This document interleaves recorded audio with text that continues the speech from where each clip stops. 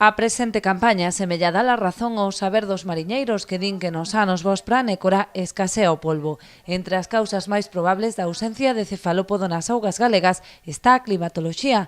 As elevadas temperaturas da auga favorecen o desove tardío da especie. Sí, este ano foi un ano do revés, un ano motivado tamén algo ao tempo, que estuvemos como quen di hasta o mes agora de outubro con tempos moi bons, os mares tamén moi buenos, e non houve ningunha revoltura, e tamén agora empezamos a encontrar alibíns, que non é habitual nestes meses do ano, porque a época dos alibíns é a partir de febreiro, marzo, abril, é cando desoban maioritariamente o pulpo.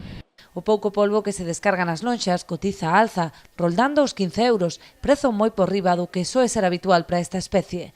Temos uns precios desorbitados, porque non é habitual que este a 14 euros o polvo, que non fai falta que sea moi grande, que un polvo de 3 kilos e así xa está eses precios.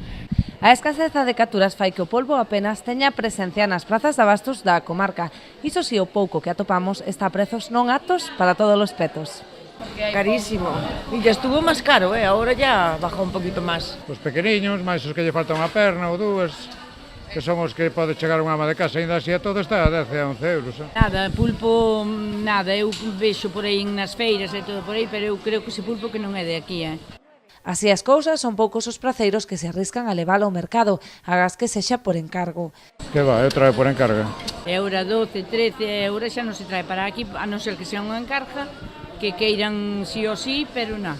O polvo non é o único afectado polo encarecemento, xa que o Choco da Ría experimentou nas últimas semanas unha importante suba e o quilo tamén acadou os 15 euros.